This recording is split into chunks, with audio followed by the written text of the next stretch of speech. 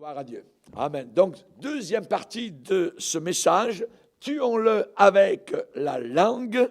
Et c'est Jérémie qui a évidemment donné cette phrase-là. Mais nous allons lire ce soir dans Proverbes, chapitre 26. Proverbes, donc psaume, Proverbes, chapitre 26. Et nous allons lire à partir du verset 18.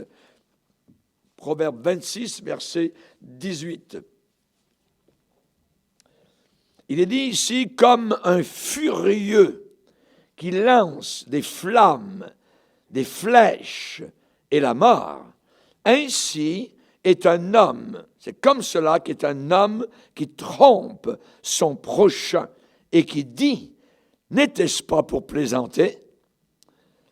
Faute de bois, le feu s'éteint. Et quand il n'y a point de rapporteur, la querelle s'apaise. Le charbon produit un brasier et le bois du feu. Ainsi, un homme querelleur échauffe une dispute. Les paroles du rapporteur sont comme des friandises. Elles descendent jusqu'au fond des entrailles, comme des scories d'argent appliquées sur un vase de terre. Ainsi sont des lèvres brûlantes et un cœur mauvais. Par ses lèvres, celui qui hait se déguise et il met au-dedans de lui la tromperie. Lorsqu'il prend une voix douce, ne le crois pas, car il y a 7 abominations dans son cœur. S'il cache sa haine sous la dissimulation, sa méchanceté se révélera dans l'assemblée.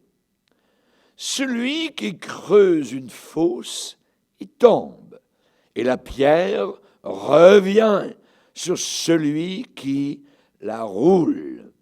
La langue fausse est ce qu'elle écrase, et la bouche flatteuse prépare la ruine. Seigneur, nous te bénissons pour ta sainte parole. Que de conseils, que d'avertissements, Seigneur, que de précautions tu nous apportes, Seigneur. Merci pour tant de sollicitude envers chacun de nous. Nous qui avons tant besoin, Seigneur, tes conseils. Merci, Seigneur, car bien souvent, tu es notre garde-fou, Seigneur, notre barrière pour que nous ne tombions pas dans le précipice.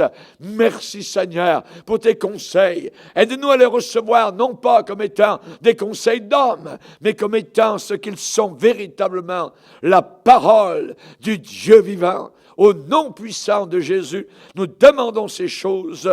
Amen. Et tout le peuple dit Amen. Gloire à Dieu. On peut s'asseoir, frères et sœurs, chers amis. Nous avons vu, particulièrement dans la première partie, comment les gens à l'époque de Jérémie ont essayé de l'anéantir, de lui faire fermer la bouche, et ils ont dit, tuons-le avec notre langue. La langue est un instrument de mort.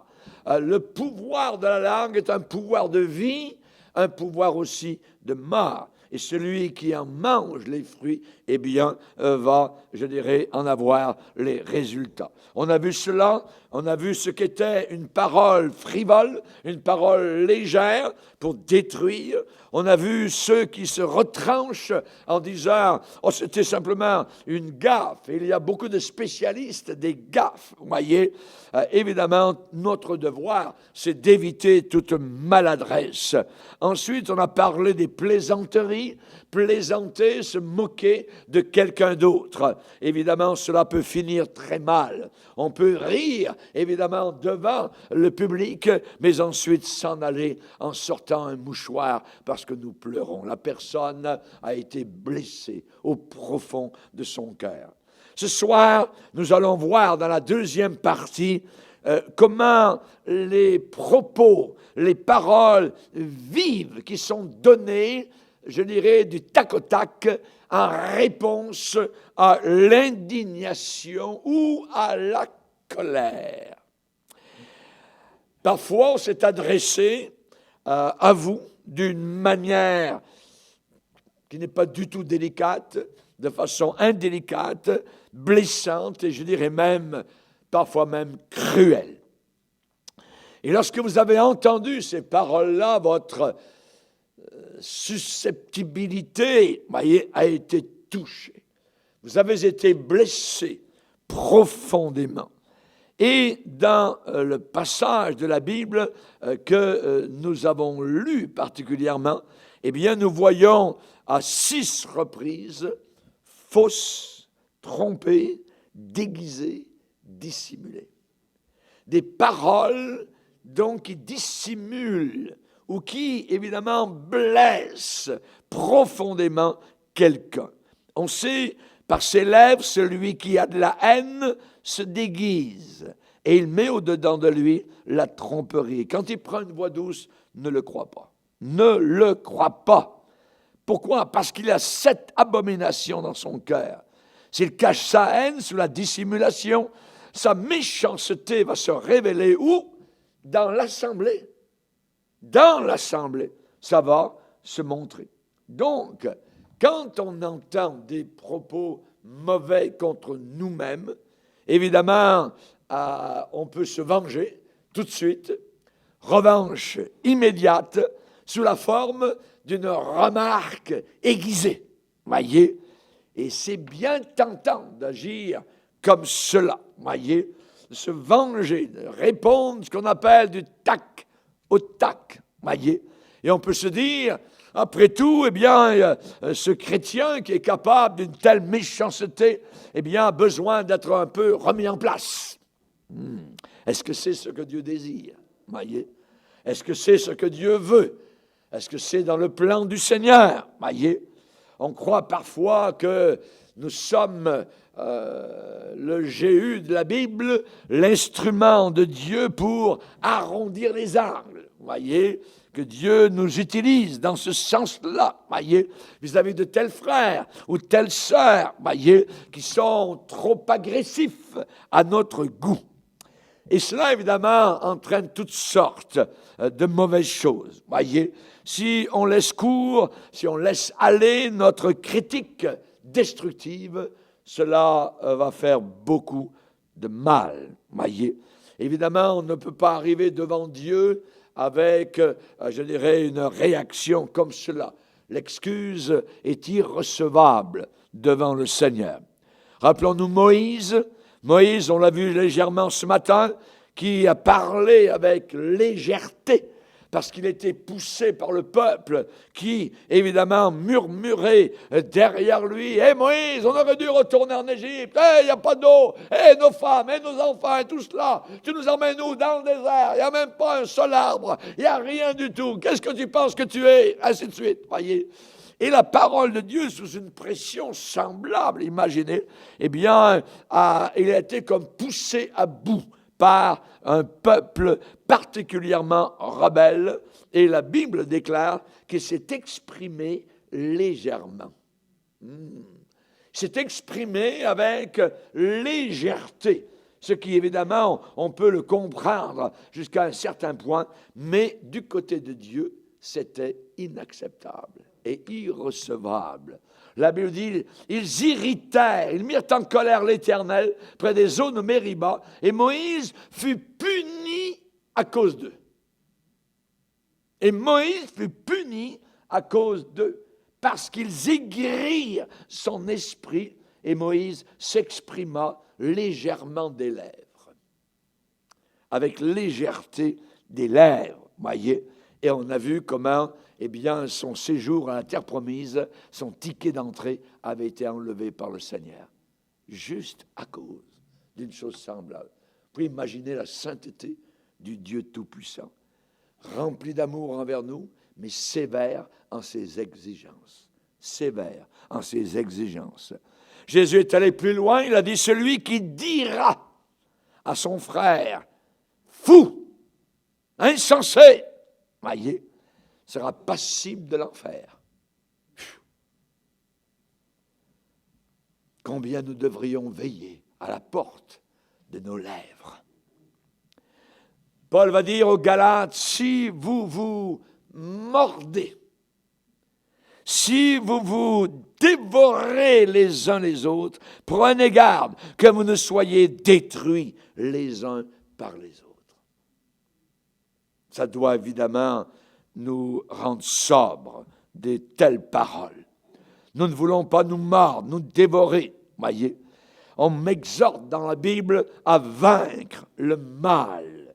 Non pas par le mal, mais par le bien. Par le bien, voyez. La Bible dit, ne te laisse pas vaincre par le mal. Ne te venge pas. Laisse le Seigneur agir. Ne te laisse pas vaincre par le mal, mais surmonte, monte au-dessus d'eux. Surmonte le mal. Comment? Par le bien.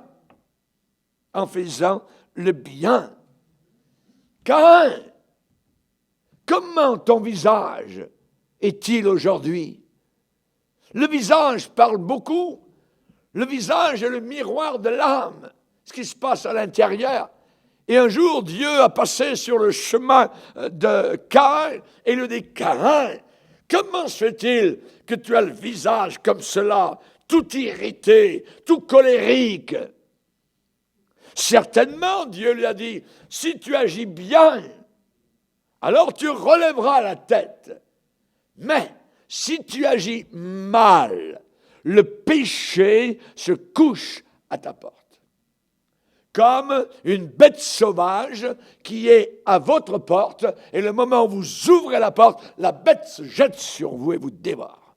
Le mal, le péché, la jalousie, la haine, eh bien, agit de cette manière-là. Nous devons renoncer on appelle ça des bonnes réparties, savoir répondre, je dirais, à une personne qui nous offense.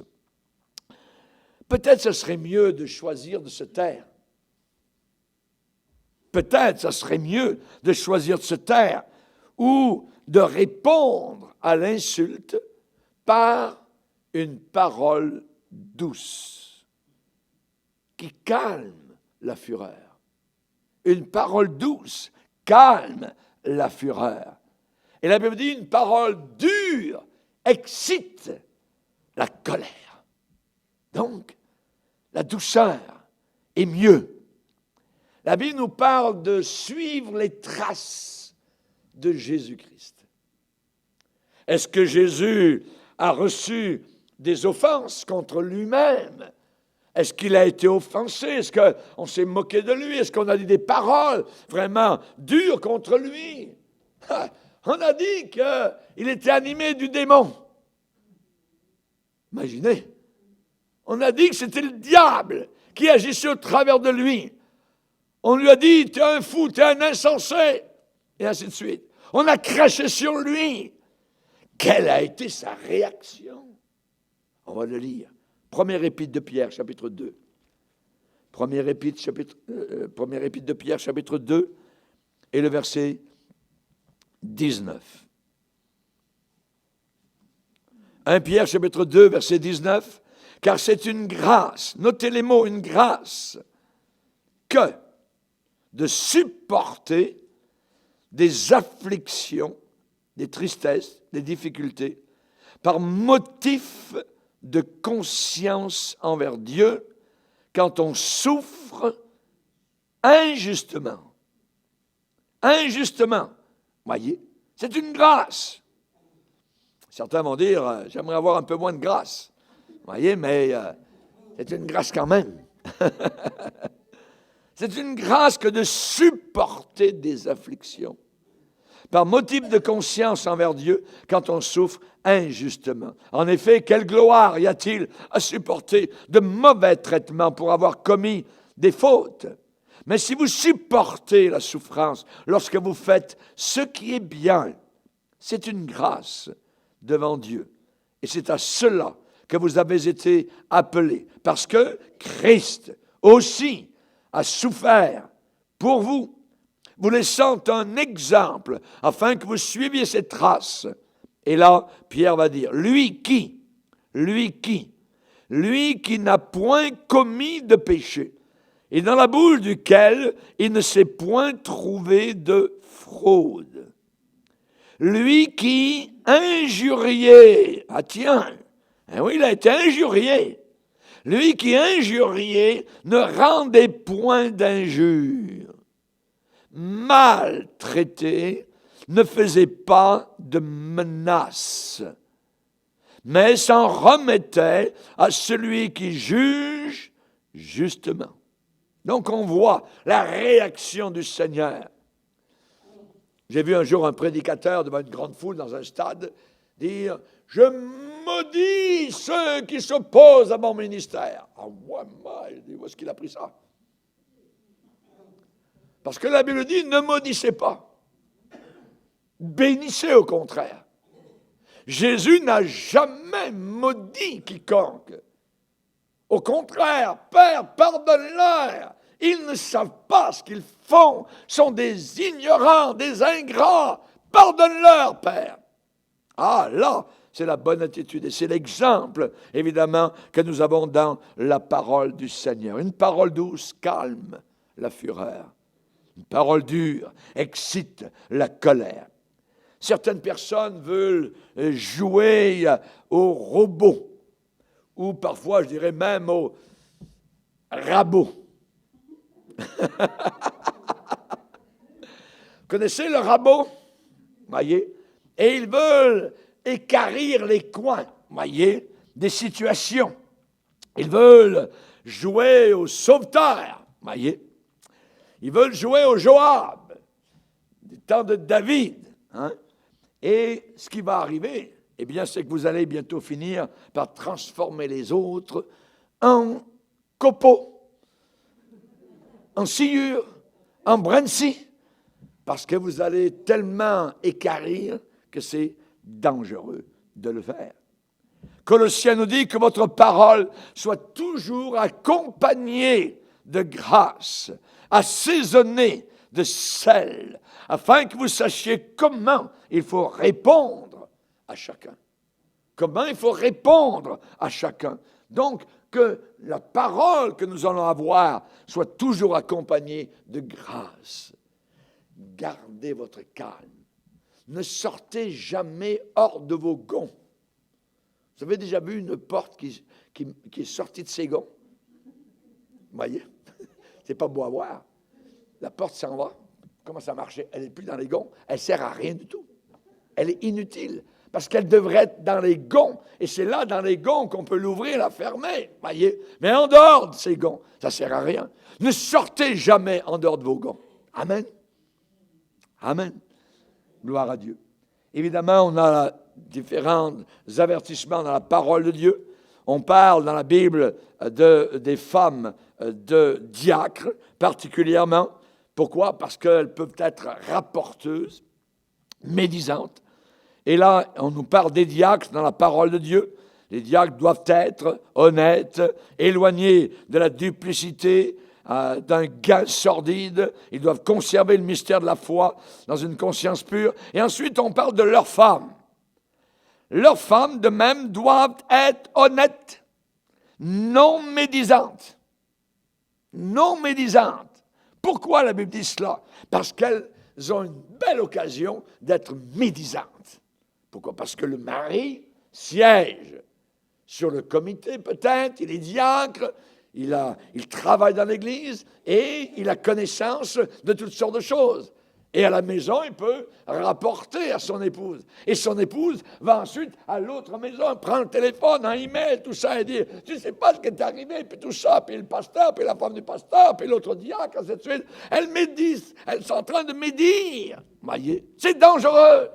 C'est pour ça que la Bible dit « Les femmes de diacres ne doivent pas être médisantes, mais honnêtes. » Honnêtes, voyez, l'honnêteté est très importante. On parle dans la parole de Dieu des femmes âgées. Pourquoi on parle des femmes âgées? Bien, peut-être qu'il y a une tendance, lorsque on arrive au vieil âge, d'avoir la langue lousse. La langue libre est une langue libre et très dangereuse. Voyez?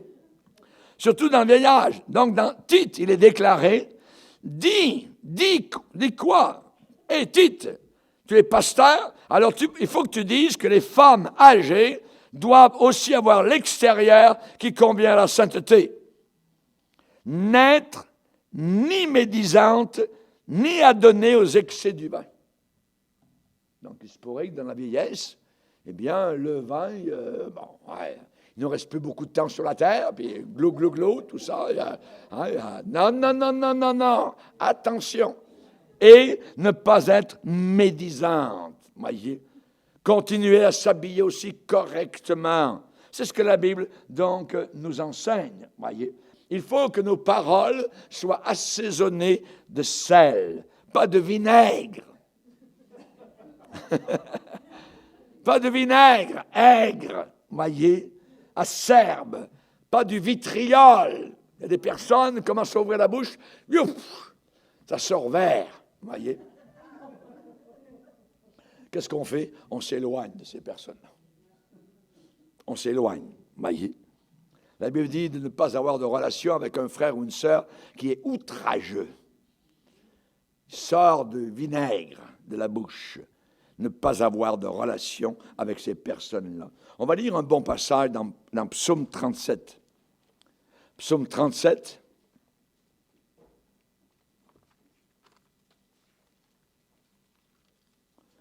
Psaume 37, vous allez remarquer 3 mots qui reviennent régulièrement ici. C'est « ne t'irrite pas ». Ne te mets pas en colère.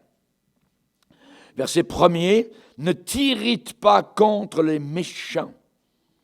N'envie pas ceux qui font le mal, car ils sont fauchés comme un champ, voyez, d'herbe. Ils sont fauchés aussi vite que l'herbe et se flétrissent comme le gazon vert.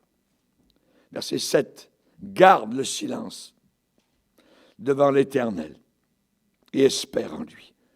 Ne t'irrite pas, encore 2e fois, ne t'irrite pas, ne te mets pas en colère, ne t'irrite pas contre celui qui réussit dans ses voies, contre l'homme qui vient à bout de ses mauvais desseins. Laisse la colère, abandonne la fureur, ne t'irrite pas, ce serait mal faire. Amen. Ici, nous avons donc l'exhortation de la parole de Dieu à ne pas se mettre en colère, à ne pas s'irriter. Même si la personne réussit, si la personne, ça va bien, tout fonctionne, c'est formidable. Et on dirait quasiment qu'ils ont plus de la bénédiction de Dieu que vous-même. Ça ne veut rien dire. Ne t'irrite pas. Reste dans le Seigneur. Recommande ton sort à l'Éternel. Mets en lui ta confiance et il va agir. Il va agir. Il fera paraître ta justice comme la lumière. Il fera paraître ton droit comme le soleil à son midi. Donc, ça va être très clair. Ça va être très clair, voyez. Alors, maintenant, la question, c'est que faire pour ne plus parler avec légèreté? Que faire pour ne plus parler de façon, donc, insensée? Comment devenir maître de ces paroles? Maîtriser notre langue. La Bible dit dans Jacques chapitre 3, si quelqu'un ne bronche pas en parole, ne trébuche pas en parole, ne bronche pas en parole, c'est un homme parfait, capable de tenir tout son corps en bride. Mais voilà que dans le même passage de Jacques chapitre 3, 6 versets plus loin, on constate en apparence une contradiction. Parce qu'il est dit au verset 8, la langue, aucun homme ne peut la dompter. C'est un mal qu'on ne peut réprimer.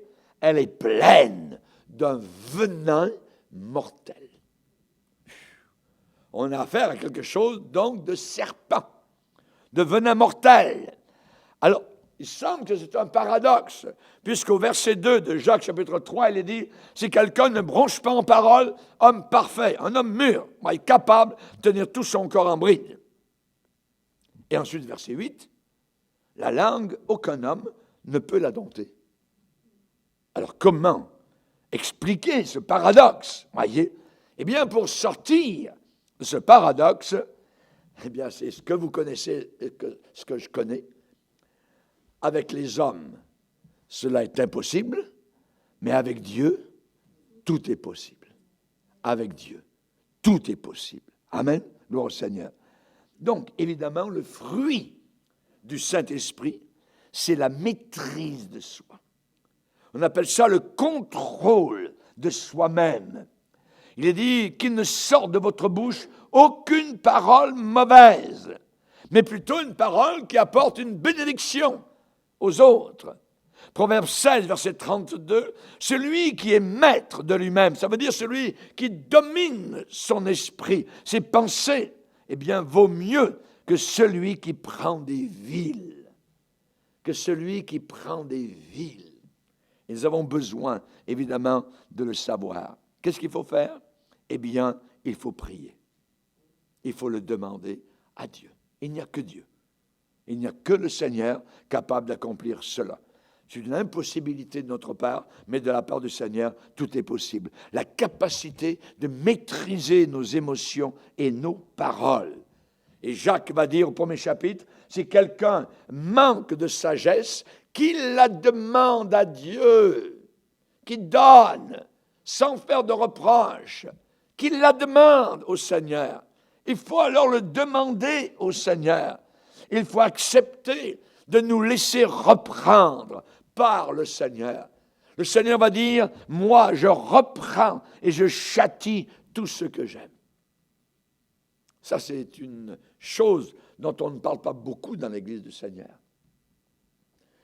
Être châtié par le Seigneur.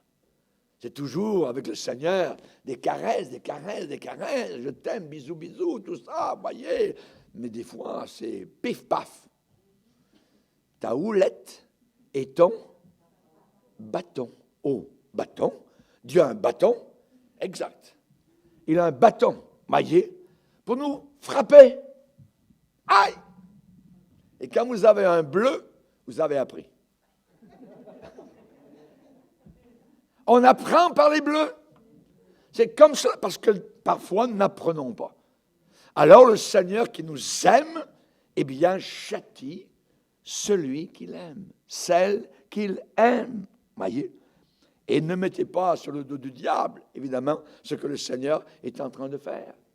Et chaque cœur connaît ce qui est à l'intérieur. On sait. Et si parfois vous recevez un coup de batte, voyez, merci Seigneur. Ça me remet les idées en place et ça va me faire du bien. Amen. Le bleu va partir. Voyez. Ésaïe, qui était un grand homme de Dieu, à partir du jour où Dieu s'est révélé à lui dans le temple, où il a vu Dieu assis sur un trône immense et glorieux, qu'est-ce que Ésaïe, le grand homme de Dieu, a dit?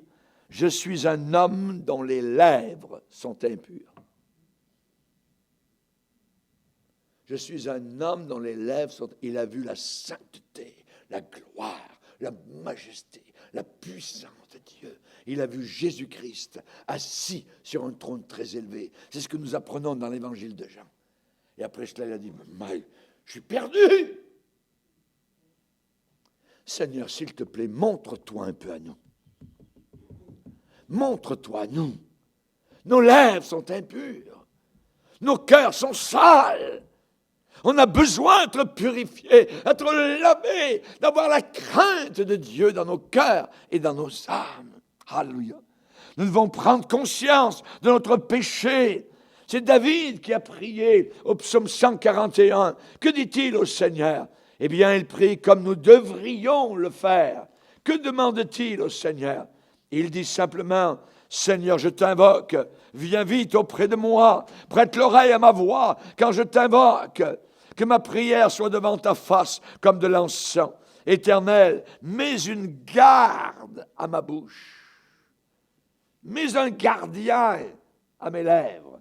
Veille sur la porte de mes lèvres. Au verset 3. N'entraîne pas mon cœur à des choses mauvaises, à des actions coupables avec les hommes qui font le mal, et que je ne prenne aucune part à leur festin, à leur rassemblement, à leur table. Voyez? Aucune part, voyez, Alors garde, Seigneur, ma bouche, garde mes lèvres. Regardez un petit peu avant, au psaume 140. Psaume 140, verset 1er. Il prie, Éternel, délivre-moi des hommes méchants. Préserve-moi, ça veut dire garde-moi des hommes violents qui méditent de mauvais desseins dans leur cœur et sont toujours prêts, sont toujours réunis pour faire la guerre. Ils aiguisent leur langue comme un serpent. Ils ont sous leurs lèvres un venin d'aspic. Voyez comment David priait le Seigneur. Il voulait être protégé, il voulait être gardé. Attendez-vous au Seigneur pour ne plus tomber dans les mêmes ornières. Soyez conscient d'être un ouvrier, une ouvrière avec le Seigneur. Engagez-vous, je dirais, prenez l'engagement personnellement de vous maintenir dans la vigilance. Ce qui sort de vos lèvres entre, je dirais, la petite porte ici et la porte d'en bas. Qu'est-ce qui sort? Est-ce que c'est du venin? Est-ce que c'est la mort? Est-ce que c'est la vie? Est-ce que c'est la guérison? Qu'est-ce qui sort? Voyez, Jésus a dit, c'est de l'abondance du cœur. Ce qui est dans le cœur, ça va sortir. Ce qui est dans le cœur, c'est de l'abondance du cœur que la bouche va parler. Voyez? Voulez-vous savoir ce qu'il y a dans le cœur de quelqu'un? Posez des questions. Posez la question, ça va sortir. Il va le dire, ce qu'il y a dans son cœur. Voyez? Et c'est là, évidemment, que l'on peut tester les esprits. Éprouver les esprits pour savoir s'ils sont de Dieu. Première épître de Jean, chapitre 4. Oui. Donc, David a dit, je veillerai sur mes voies, de peur de pécher par ma langue. Je mettrai un frein à ma bouche. Un frein à ma bouche. Une bouche qui n'a pas de frein. C'est comme, alors que l'hiver arrive au Canada, et vous roulez avec des pneus d'été. C'est exactement la même chose.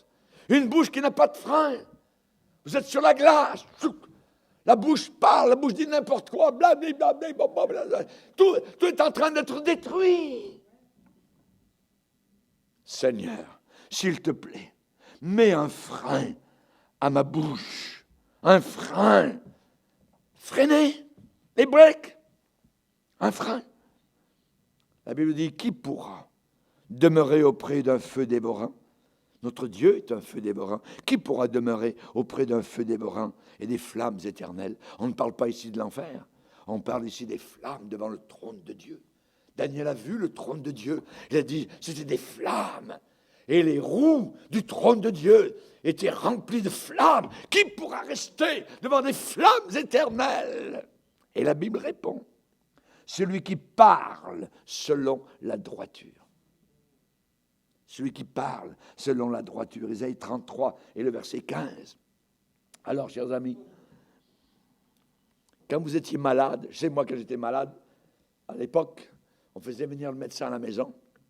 Et le médecin, on était là, fiévreux, tout ça, tout roux, tout ça, ou plein de pustules, je ne me rappelle plus ce que j'avais.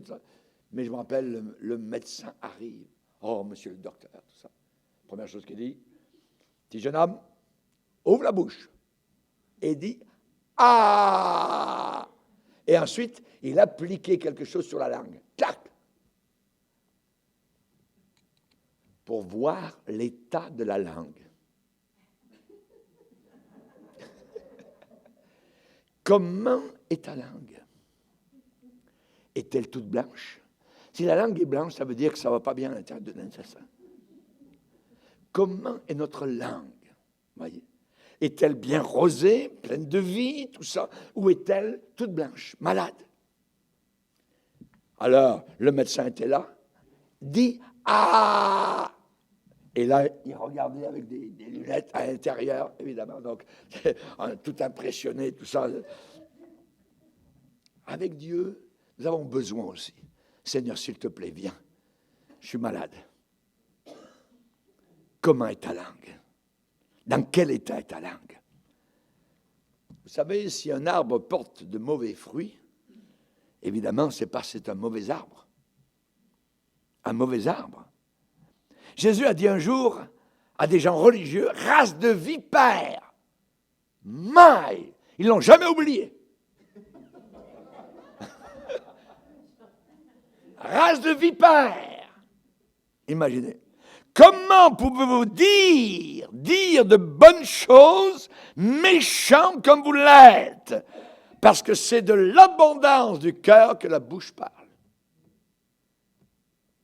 Comment pouvez-vous dire de bonnes choses? Voyez, les mauvaises pensées, ce qui se passe dans la tête, entre vos deux oreilles, est très important.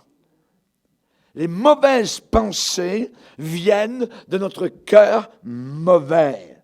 Et elles doivent être contrôlées, maîtrisées, avant que les paroles puissent l'être. Vous n'avez pas compris? Je vais vous le répéter. Il faut premièrement contrôler nos pensées avant que nos paroles soient contrôlées. Parce que les pensées intérieures vont produire des paroles. Et ces paroles vont produire des actions. La personne qui veut commettre un adultère, ça se passe premièrement dans le coco ici. Ensuite, je t'aime mon amour, t'es mieux que mon épouse, elle ne m'a jamais dit ça, puis de ça, puis l'autre, on noircit l'épouse, puis là, on élève la maîtresse. Saleté. Dans Philippiens, il nous est dit au chapitre 4, on va le lire. Philippiens, chapitre 4, verset 8. Au reste, frères, que tout ce qui est vrai, tout ce qui est honorable, tout ce qui est juste, tout ce qui est pur, tout ce qui est aimable, tout ce qui mérite l'approbation, ce qui est vertueux et digne de louange, soit l'objet de vos pensées. L'objet de vos pensées. Ce que vous avez appris, reçu et entendu de moi, ce que vous avez vu en moi, pratiquez-le, et le Dieu de paix sera avec vous. Ici, Paul parle de nos pensées. À chacun, évidemment, de s'interroger. L'objet de mes pensées est-il vrai? Mais je ne suis pas certain, mais je vais le dire pareil. Ah là, tu commences à calomnier. Ce qu'il faut faire, c'est aller voir la personne en question et lui poser la question à la personne elle-même. Là, tu vas être dans le vrai. Tu vas voir l'heure juste. Mais souvent, les calomnies, ça se passe derrière. Les personnes ne vont jamais voir celui ou celle que l'on calomnie. Pour demander, est-ce que c'est vrai? Non. Ils préfèrent simplement raconter, médire. Un jour, un pasteur avait de la misère avec une femme dans l'église parce qu'elle faisait exactement ça. Elle racontait toutes sortes de choses d'un côté et d'autre, tout ça, particulièrement sur le pasteur et son épouse. Et un jour, il est allé voir la dame. Oui, pasteur, j'aimerais que l'on prenne une petite marche aujourd'hui ensemble. Mais j'aimerais vous demander une chose. Est-ce que vous avez un oreiller? Oh, pasteur, oui, oui, je vous aime beaucoup, tout ça, je vous respecte. Ouais, je vais aller chercher mon oreiller. Et les deux ont marché avec le pasteur, l'oreiller sous le bras.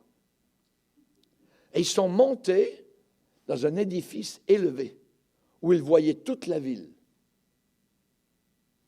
Ensuite, le pasteur a pris un canif. Et les petits canifs suisses, là. Et il a ouvert l'oreiller.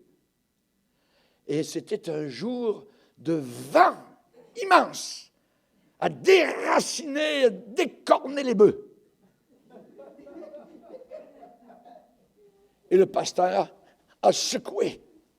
Et toutes les plumes. La dame ne comprenait rien, la chrétienne disait, qu'est-ce qui se passe? Le pasteur est complètement fou. Et ensuite, le pasteur dit, ma chère sœur, je vais vous attendre ici et vous allez aller ramasser tout ce qui est sorti de l'oreiller. Vous allez aller partout où c'est allé et me ramener tout ça. Et ensuite, je vous remplirai l'oreiller. On le coudra ensemble. Ça va aller. La femme s'est mise à pleurer.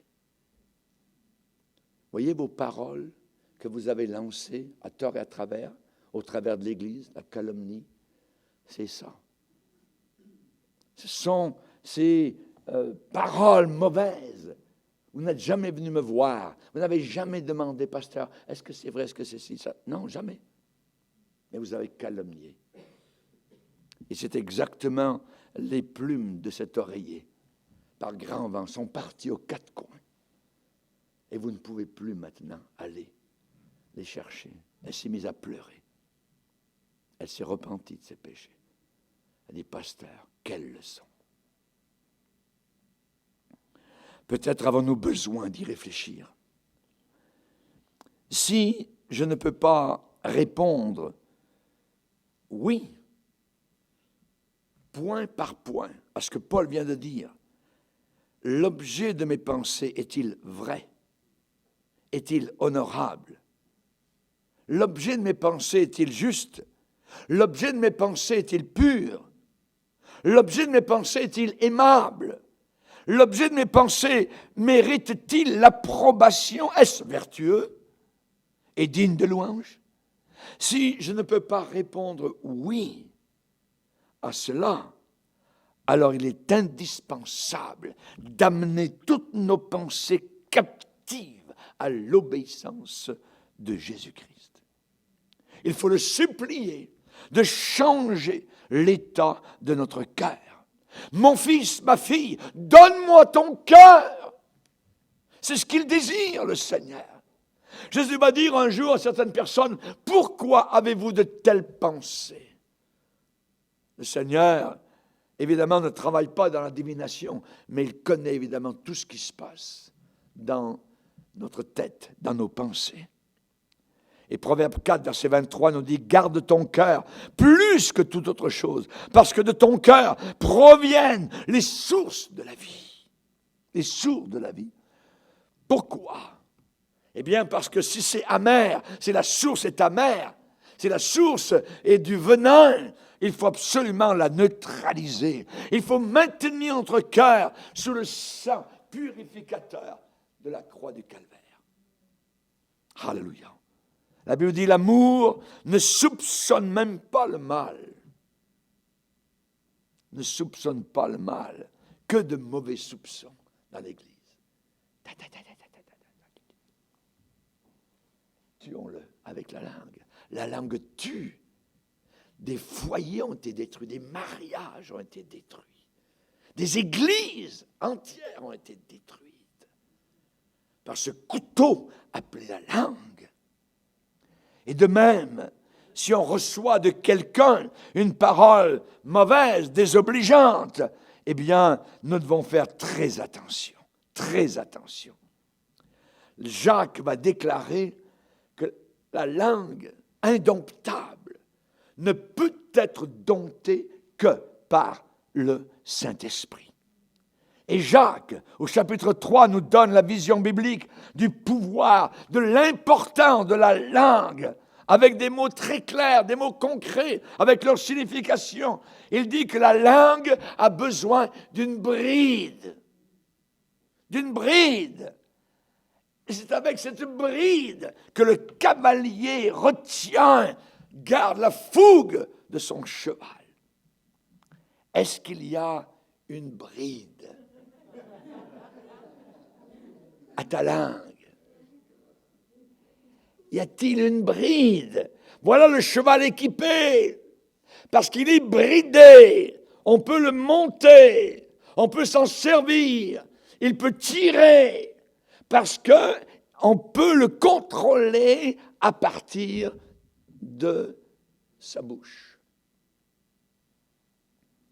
Un cheval qui n'a rien ici en avant, c'est un cheval sauvage.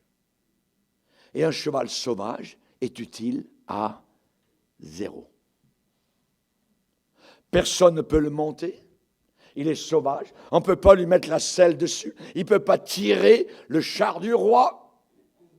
Nous tirons, nous devons être les purs sangs de Dieu. Nous tirons le char du roi. Nous avons dans notre bouche un mât, une bride. Et celui qui nous monte s'appelle le Saint-Esprit de Dieu, qui doit contrôler notre bouche. C'est avec cette bride que le cavalier retient la fougue de son cheval, le contrôle. Et quand le Saint-Esprit prend en main notre langue, alors il prend en main tout notre corps pour le garder contre les désirs de la chair. La langue a besoin d'un mort, M-O-S. La Bible dit que la langue est pleine d'un venin mortel. Et on met ce mort dans la bouche des chevaux pour qu'ils nous obéissent. Et quand le Saint-Esprit vient prendre possession de notre bouche, c'est pour nous diriger, nous conduire dans toute la vérité et nous aider à obéir à celui qui est devenu le maître de notre vie. La langue est aussi comme un gouvernail, des grands bateaux immenses, 200 mètres de long, 300 mètres de long, les porte-containers, voyez, au travers de la terre. Et vous regardez à l'arrière, il y a juste un petit gouvernail. Un petit gouvernail. Notre langue n'est pas le membre le plus gros de notre corps. C'est tout petit. C'est tout petit.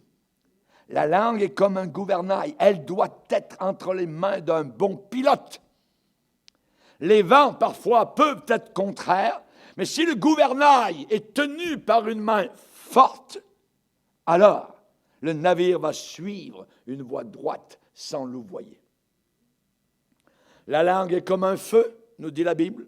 Par nos paroles, par notre témoignage, on peut mettre le feu du Saint-Esprit dans certains cœurs et les enflammer pour vivre pour le Seigneur. Amen.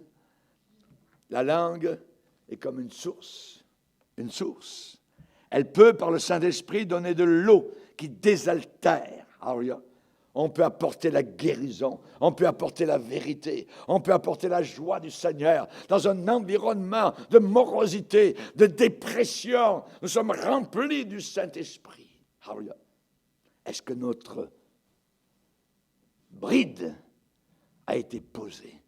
Est-ce que le mort est là? Baissons nos têtes et prions le Seigneur. Seigneur, nous voulons te bénir. Seigneur, nous voulons t'adorer, te glorifier. Merci de nous enseigner. Merci de nous garder. Nous voulons aller un peu plus loin avec toi.